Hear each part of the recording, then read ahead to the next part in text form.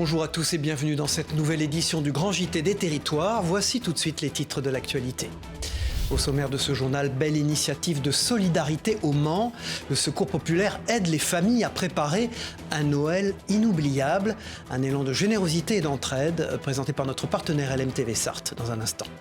Ensuite, direction l'Orme, où un habitant passionné déploie chaque année un spectaculaire décor de lumière. Vous découvrirez son histoire et son incroyable travail avec notre partenaire TL7 dans la Loire. Puis nous nous rendrons à Grenoble pour découvrir une avancée médicale majeure. Des médecins ont implanté pour la première fois en France un pacemaker sans sonde. Vous découvrirez les détails de cette innovation avec notre partenaire Télé Grenoble. Enfin, nous finirons ce journal télévisé avec une belle histoire inspirante. Nous irons à la rencontre d'un homme qui a entamé un défi personnel et spirituel, se rendre à pied jusqu'à Fatima au Portugal. Notre partenaire Vosges TV l'a rencontré et a suivi son périple. Vous l'avez vu dans les titres, malgré l'inflation, la générosité des Français progresse.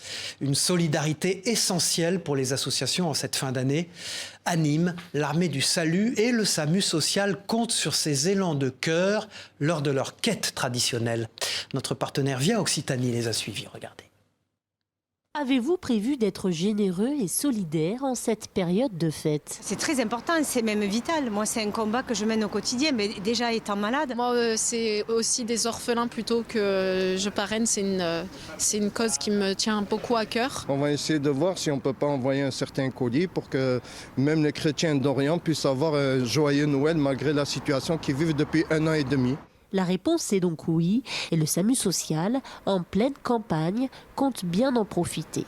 Aujourd'hui à Nîmes, ce sont des duvets et des couvertures dont il a besoin. Quel que soit ce que l'on peut dire de la crise et des difficultés, les personnes continuent à être généreuses.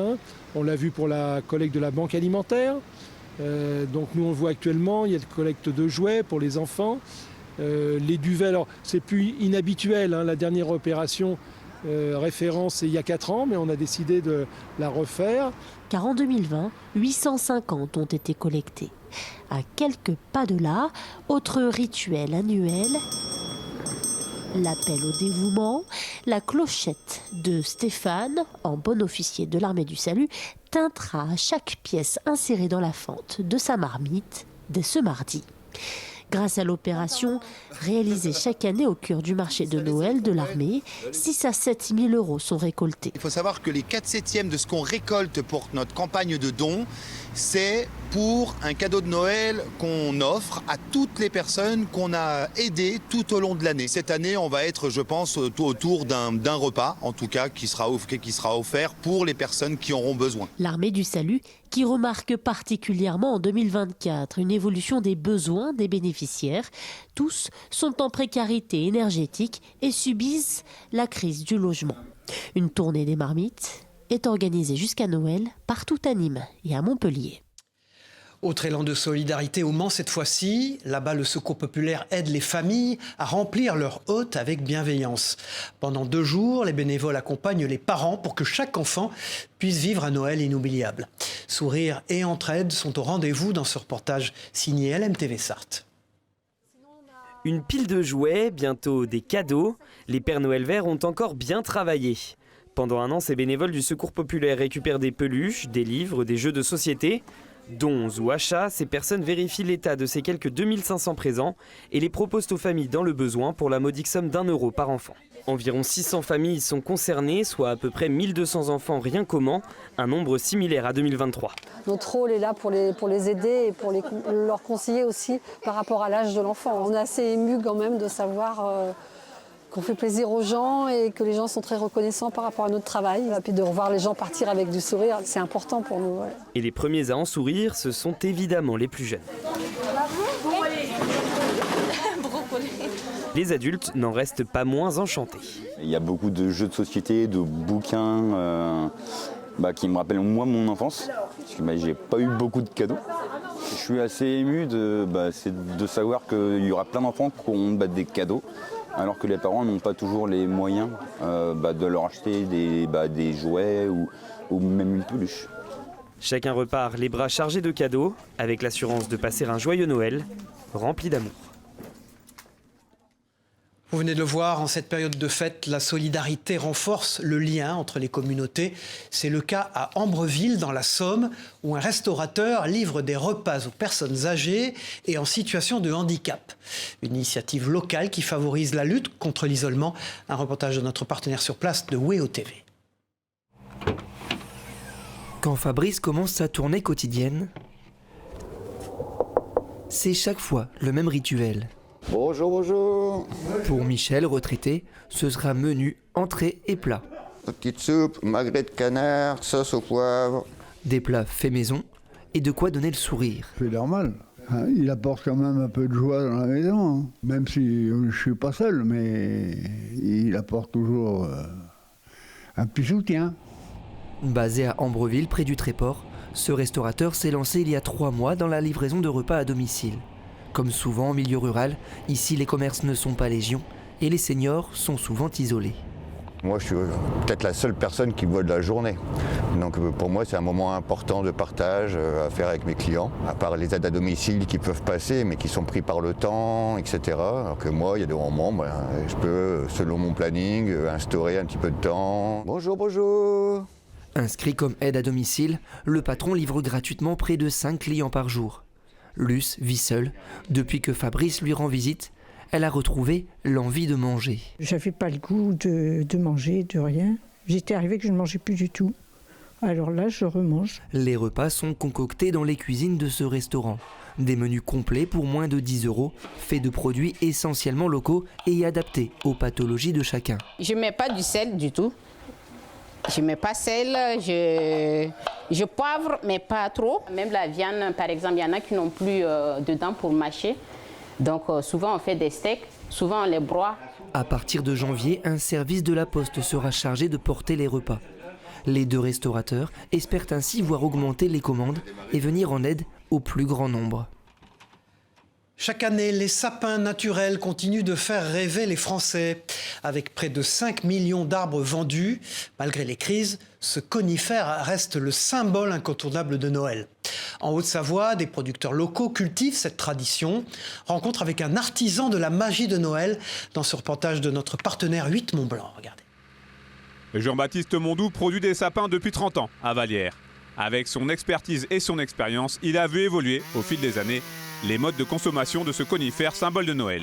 Et malgré une légère baisse des ventes constatées ces dernières années et l'avènement d'autres espèces d'arbres, il reste confiant pour l'avenir du sapin naturel. Le sapin de Noël ne connaît pas vraiment la crise, je le crois, parce que c'est un moment de fête où les gens se rassemblent et ils ont envie qu'il y ait aussi de la nature à l'intérieur de la maison. Donc le sapin de Noël naturel, je crois, ne connaîtra pas la crise. Sur les 2 Savoies, il existe encore aujourd'hui une dizaine de producteurs de sapins. Jean-Baptiste Mondou, lui, compte 22 hectares de parcelles à Vallières, ce qui correspond à 22 000 arbres en culture. Mais à y regarder de plus près, cette concentration est tout sauf un hasard. Le mot Savoie, ça vient du latin sapodia, qui veut dire pays du sapin. Donc nous sommes le pays du sapin, n'en déplaise aux gens du Morvan. La caractéristique, c'est surtout que c'est un sol sur lequel on peut travailler, qui est plutôt fin, on va dire, et où donc les racines s'implantent assez profondément. Et donc ça donne des sapins bien verts, comme vous le voyez derrière moi, quoi. Pour cette année 2024, une nouveauté est à signaler dans les sapinières estampillées Mondou. Depuis le mois d'octobre, la certification bio est officielle et elle a été rendue possible par l'utilisation exclusive d'engrais organiques, le fruit d'une longue réflexion. On a réfléchi avec aussi des techniciens qui nous accompagnent, avec des analyses de sol aussi. Et le verre que vous voyez là, on ne l'avait pas véritablement les années auparavant. On a trop longtemps nous-mêmes négligé le sol, qui est quand même le support important de nos cultures. Pas de surprise à prévoir pour cette saison. Le Norman sera encore une fois le sapin préféré des Français, loin devant l'épicéa ou le nobilis. De son côté, Jean-Baptiste Mondou espère écouler près de 45 000 sapins d'ici au 24 décembre pour qu'ils puissent continuer de ravir petits et grands. Voilà, les sapins ont toujours leur place dans la magie des fêtes de Noël et aident d'ailleurs certaines maisons à se transformer en de véritables joyaux décoratifs. C'est le cas dans l'Orme où depuis 25 ans, un habitant transforme sa maison en spectacle lumineux. Découvrez son incroyable travail et l'histoire derrière cette tradition avec notre partenaire TL7 dans la Loire. C'est le Père Noël en personne qui accueille les visiteurs. Depuis le bout de la rue, cette maison illumine le quartier avec les centaines de guirlandes qui ont été installées. Ce soir, c'est le premier soir de 2024 où les décorations sont allumées et où les visiteurs peuvent en profiter. Nous, c'est vraiment un rituel. Toutes les années, on emmène nos petits-enfants et c'est vraiment quelque chose qu'on adore parce que c'est vraiment beau. Et puis, à l'approche des fêtes de Noël, ça met un peu de baume au corps parce que c'est tellement bien fait. Cette maison est devenue au fil des années un incontournable pour la ville de Lorme et même pour les villes aux alentours. Pour que tout le monde puisse en profiter, la municipalité a décidé de remettre en place une navette afin que les résidents de l'EHPAD viennent eux aussi découvrir ces décorations. On est bien conscient que nos aînés n'ont pas tous la possibilité de se déplacer et c'est normal que la commune, à son petit niveau, puisse aider. Et donc oui, on a notre bénévole Joël Sanchez qui s'est chargé d'amener nos seniors pour profiter de ce beau spectacle. Tout a commencé il y a plus de 25 ans lors d'un défi. Depuis, la tradition perpétue et les décorations changent d'année en année. Mais il faut s'y prendre tôt pour réussir à toutes les installer avant le grand jour. Au bout de tant d'années, la passion est venue et je continue. Ça me contente, je suis heureux de voir les gens heureux. Tous les soirs, François ouvre sa maison à partir de 17h30 pour que chaque visiteur profite et découvre ses illuminations. Et les décorations de Noël ne sont pas uniquement spectaculaires chez les particuliers. À Ligny, en Barrois, en Lorraine, les agents municipaux s'activent pour tout installer avant la Saint-Nicolas, qui marquera, vous le savez, le début des festivités. Un mois de travail et un coût assumé par la ville qui garantissent des illuminations festives jusqu'en janvier. Reportage de notre partenaire Puissance TV. Les décorations de Noël embellissent nos villes, mais avant de les voir dans les rues, c'est au centre technique municipal qu'elles prennent vie. Ce matin, les agents vont installer pour la première fois un cœur géant devant l'unité Alzheimer de Ligny en Barrois. Une fois le cœur installé, retour au centre technique. La prochaine décoration de Noël, 2 étoiles, seront installées sur l'église. Après plusieurs semaines de préparation, près d'1 mois d'installation attendent les équipes municipales. C'est parti pour la pose des étoiles sur l'église. Alain monte sur la nacelle. Il doit veiller à la bonne mise en place des décorations et prévoir les risques. La plus grosse difficulté, c'est de travailler en sécurité, faire attention aussi aux usagers, bien respecter les consignes pour qu'il n'y ait pas de problème. Les décorations de Noël seront raccordées au réseau électrique de la ville avant le 8 décembre et la Saint-Nicolas qui annonce le début des festivités. Pour la commune, ces décorations sont essentielles. C'est la magie de Noël pour les enfants et pour les grands et tout le monde attend cet événement-là avec impatience. Quand on voit toutes les lumières qui s'allument d'un seul coup, on est aussi émerveillé que les enfants et on s'aperçoit qu'on a fait quelque chose de bien pour nous-mêmes, pour notre satisfaction personnelle, mais pour le plaisir de tous. Ces décorations de Noël sont changées tous les 4 à 5 ans.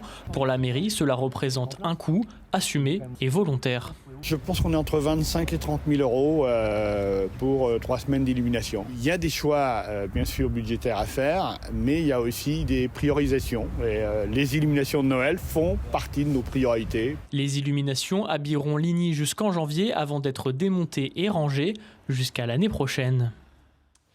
Et puis la ferveur des fêtes perdure également sous le soleil. En Martinique, le groupe Les Troubadours a animé le traditionnel chanté Noël sur le parking d'un centre commercial. Plus de 600 personnes étaient présentes pour partager ce moment festif. Une ambiance chaleureuse, sous haute sécurité par contre, présentée par notre partenaire via TV Martinique sur place. Les corps, comme les esprits, sont déjà bien en éveil.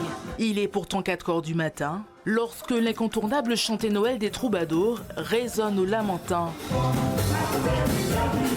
Un public nombreux n'a pas hésité à sacrifier quelques heures de sommeil pour une raison toute simple. Les ritournelles n'ont plus aucun secret pour ces passionnés. C'est en chœur qu'ils entonnent les paroles des grands classiques de Noël, saveur locale. C'était mieux que les années précédentes. Une ambiance survoltée. Des ombres sont pourtant venues s'ajouter au tableau cette année. Le groupe a fait l'objet de plusieurs fake news, affirmant que l'événement serait annulé. Des faits qui s'expliqueraient par le fait qu'un grand groupe commercial visé par plusieurs manifestants soit derrière ce rendez-vous. Mais qu'à cela ne tienne, la fête n'a pas été pour autant entravée. C'est vrai que la situation était particulière, mais l'objectif aujourd'hui, c'était de respecter la tradition de Noël dans son entité. Très bien, il faut tenir la tradition. Il ne faudra pas qu'on ait peur dans ce monde de brut.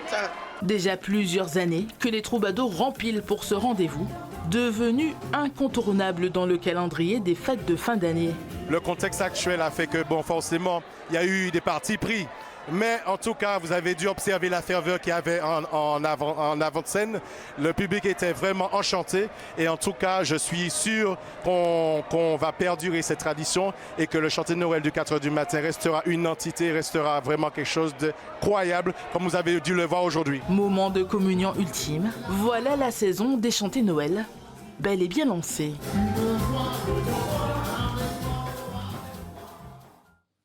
Les fêtes de fin d'année sont aussi l'occasion de savourer des repas gourmands et réconfortants. Vous allez le voir à l'hôpital Bel-Air de Thionville, un chef étoilé a régalé les patients en gériatrie avec un menu de fête. Une initiative qui met la gastronomie au service du partage et du réconfort. Un joli reportage de notre partenaire Moselle TV. Pas de Saint-Nicolas ni de Père Fouettard, mais un chef étoilé dans ce service de l'hôpital. Bonne dégustation, bon appétit. C'est un menu original et étoilé que ces patients ont pu déguster. Le repas, il passe bien. C'est tellement bon. Je vais doubler mon séjour. Il y avait de la viande, il y avait des pâtes. C'était bon quand même. Ça change quoi. Parce que d'habitude on mange toujours dans notre chambre. Là on est un peu réunis. Et puis le repas est très bien fait quoi. Terrine de saumon, sauté de cerf, spätzle et kouglof, le repas a fait l'unanimité. J'avais l'habitude de faire des choses pour les enfants et pour les seniors, j'avais jamais fait ça. Pour moi, la cuisine, c'est du partage. C'est le plaisir de faire plaisir. Pour moi, ça, c'est une vraie ligne de conduite. C'est l'ADN du domaine de la Klaus, de vouloir toujours faire plaisir. Peu importe qui on a en face de nous, ce qu'on veut, c'est faire plaisir. On sait que pour eux, la Saint-Nicolas, c'est un vrai sens, c'est un moment de bonheur, un moment de partage. Et puis avec également nos cadres soignants qui accomplissent un travail remarquable tout au long de l'année. On voulait leur rendre hommage sur une belle prestation que peut être la Saint-Nicolas. Ce sont les 500 personnes du pôle senior qui ont reçu ce menu de fête, un moment rare et privilégié pour ces patients. Cette semaine, c'était Thierry Baudet qui était l'invité de l'émission Face au territoire, diffusée sur TV5 Monde. Le président du Conseil économique, social et environnemental a répondu aux questions de nos partenaires de la presse quotidienne régionale. Emmanuel Macron, je crois, a promis pour ce soir le nom de celui qui entrerait à l'hôtel Matignon. Est-ce que ce coup-ci, vous avez été appelé? Est-ce que vous pouvez peut-être mettre votre téléphone, même sur veille, sur le plateau, là, au cas où ça arriverait? Je n'ai pas mon téléphone sur moi. Le président ne m'a pas appelé. Comme tous les Français, effectivement, je souhaite, je crois qu'on sorte de cette vacance du pouvoir. Ça a beaucoup duré, je dirais que ça a trop duré. Ça 69% des Français, c'est un sondage ELAB, voudraient un Premier ministre neutre politiquement. Vous devez l'être de par vos fonctions. Comment ça se passe quand on est appelé par le président et consulté pour Matignon? Ça a été le cas la première fois lorsque le président Macron a nommé Michel Barnier. Un coup de fil. Un coup de fil. À un moment donné, semble-t-il, le président de la République a considéré que l'option société civile pouvait être une hypothèse. Naturellement, j'ai considéré la proposition. Bien sûr, c'était une surprise. La proposition, l'appel du président de la République. Il a considéré que c'était pas le meilleur choix. Il a fait un autre choix. Il rappelle le président pour dire non, finalement c'est pas vous, ou il rappelle pas, il a pas le temps et il passe aux autres consultations? Non, on a échangé, y compris quand il a pris une autre décision. Du sport maintenant dans ce journal. En Corse, une école innove avec des cours de boxe féminin pour débutantes. Encadrée par Laura Delogu, une boxeuse de haut niveau, les participantes apprennent les bases de la discipline dans une ambiance dynamique et motivante. Une initiative qui met la boxe à portée de toutes. On écoute tout de suite la sportive au micro de notre partenaire Télé Paese, la chaîne TNT de Corse. Comme à chaque cours, on apprend à bien mettre un direct, les coups de bosse, les crochets, les uppercuts. Et après, quand elles ont la technique, on commence à monter un petit peu plus en technicité et on envoie plus de coups. Tout à fait autre chose maintenant dans ce journal, une avancée médicale majeure à Grenoble. Le CHU a implanté un pacemaker sans sonde pour la première fois en France. Léger, rapide à poser, il réduit les complications des anciens modèles. Prochaine étape, une version qui se recharge avec les battements du cœur. Et oui, plus d'informations avec notre partenaire Télé Grenoble. Regardez. Grenoble, toujours à la pointe de la technologie, et ce, même dans le milieu médical. Pour une première française hors études, un patient se fait poser un nouveau type de pacemaker au CHU. Maintenant, en fait, on a la possibilité d'implanter des stimulateurs sans sonde qu'on appelle double chambre, c'est-à-dire qu'en fait, il y a un stimulateur sans sonde dans l'oreillette, un stimulateur sans sonde vissé dans le ventricule, et les deux vont communiquer entre eux pour réaliser un synchronisme entre l'oreillette et le ventricule et reproduire la contraction cardiaque physiologique. Une petite révolution car depuis 70 ans, les patients se font majoritairement implanter des stimulateurs complexes avec des sondes. Des dispositifs bien plus lourds et donc avec plus de risques de complications. Les maillons faibles de ce système, c'est les sondes, parce qu'elles peuvent se casser, elles peuvent s'infecter, et on peut penser qu'un patient relativement jeune va avoir un certain nombre de pacemakers dans sa vie et que les sondes ne vont pas durer éternellement. Et ces sondes ont un certain nombre de complications, de risques. Les dispositifs sans sonde ont donc beaucoup d'avantages, notamment dans l'implantation qui est simplifiée. On va le ressertir au cathéter pour pouvoir l'amener dans le cœur, dans l'oreillette. Un cathéter est placé au niveau du pli de l'aine où se situe la veine fémorale. Le chirurgien fait remonter la capsule par cette veine jusqu'au cœur. On teste les constantes pour vérifier qu'il est en bonne position et qu'il fonctionne bien. Un seul problème persiste avec ce dispositif, sa longévité qui ne dépasse pas 10 à 15 ans. Pour des patients jeunes comme celui-ci, il faudra sûrement plusieurs remplacements. Un modèle 2.0 est déjà en développement. Il s'approcherait d'une mini-centrale se rechargeant avec les battements du cœur, avec une durée de vie presque infinie. En région sud, région PACA, la gestion de l'eau, particulièrement vitale en période de sécheresse, est au cœur des préoccupations. Depuis 2023, la région rénove son réseau hydraulique pour s'adapter au changement climatique. Dans la prochaine édition de Territoire de France, diffusée à partir du 15 décembre, Renaud Muselier, le président du conseil régional, nous explique cette stratégie de préservation. En voici un extrait, regardez. Il faut commencer par le réseau, en fait. Donc on constate qu'il y a beaucoup de réseaux dans les différentes communes de la région qui ont été abandonnés, maltraités, peu importe, mais qui sont en fait des tuyaux percés. Et donc quand vous avez entre 50 à 70% des tuyaux qui sont percés, vous pouvez mettre l'eau que vous voulez dans le tuyau, il est percé. Il faut moderniser les infrastructures, c'est ça ? Il faut, et on l'a bien vu en Israël, il faut qu'il n'y ait pas plus de 5 à 10% de fuite. Au-delà des 3 à 4 millions d'euros par an réguliers là-dessus, c'est un plan d'investissement jusqu'à la fin du mandat 2028 de 800 millions d'euros. Donc 800 millions d'euros, c'est quand même... Alors on a un outil qui est très important qu'est la Société Canal Provence, qui s'appuie sur les eaux de Marseille, et donc on doit développer la totalité de la distribution sur le Var, sur les Bouches-du-Rhône et sur le Vaucluse, qui sont en sécheresse hydrique. Et puis une belle histoire inspirante pour terminer ce journal. Depuis son divorce et la perte de son emploi, un habitant de Champ-le-Duc dans les Vosges cherche à se reconstruire lui-même. Pour se relever, il s'est lancé un défi personnel et spirituel, se rendre à pied dans la ville de Fatima au Portugal. Notre partenaire Vosges TV l'a rencontré. Regardez ce reportage. Donc là c'est Champ-le-Duc. Ensuite, voilà, tout mon traçage. Normalement il y a 26 départements. Pour arriver ensuite, j'ai mon frère qui habite ici dans les Landes. Mais ce ne sera que le début d'un périple de 2000 km direction Fatima, un lieu de pèlerinage portugais. Sergio, habitant de Champ-le-Duc près de Bruyères, a fait une promesse, une façon de retrouver la paix intérieure suite à un divorce et la perte de son emploi. Pour se donner du courage, il compte marcher pour des causes qui lui tiennent à cœur. Pour mon frère qui a sa fille qui est handicapée, qui s'appelle Luna, et l'association c'est Luna 40. Et elle fait des crises d'épilepsie sévères. Et puis aussi, puisque j'ai regardé sur Google France-Portugal à pied et que ça n'existait pas, et que j'ai vu que France-Portugal à pied, il y en a beaucoup qui l'ont fait, mais en inverse, donc Portugal-France. Et à partir de 1960, donc beaucoup de Portugais sont partis pour avoir une meilleure vie en France. Le défi est de taille. En attendant, son ami lui apprend quelques bribes de portugais. Quand j'ai appris ça, je lui ai dit « t'es complètement fou ». Après mes réflexions, je me suis dit c'est pas mal, c'est super, c'est très courageux. Sergio a compté 3 000 € pour relever son défi. 25 kilos de pactage doivent lui suffire pour son campement, ses repas et ses tenues. Alors, depuis mars dernier, Sergio s'entraîne à faire les 20 km par jour auxquels il devra s'astreindre. Il faut que je fasse par tous les temps, qu'il pleuve, qu'il neige, qu'il fasse très chaud. J'ai pas le choix, il faut que je subisse tout. Vu que je suis fumeur, je vais partir sans tabac pour arrêter de fumer. Un défi multicarte pour Sergio qui compte partir le 9 mars prochain, marcher 5 jours par semaine pendant 4 mois et 3 jours.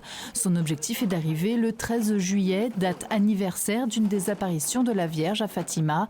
Un projet qu'il partage sur les réseaux sociaux à plus de 4000 personnes qui l'encouragent. Et puis cette semaine, vous pourrez retrouver en kiosque une édition régionale du Point consacrée à Strasbourg. Vous pourrez y retrouver un focus sur l'ambition de la ville à s'imposer comme une référence de l'impression et des arts graphiques. Vous pourrez également retrouver un dossier sur le marché de l'immobilier dans la capitale alsacienne. Cette édition spéciale du Point Région sera à retrouver, bien sûr, dans les kiosques ce week-end. Voilà, au revoir, c'est la fin de ce journal. Merci de nous avoir suivis. On se retrouve très vite pour une nouvelle édition du Grand JT des Territoires. Au revoir à tous.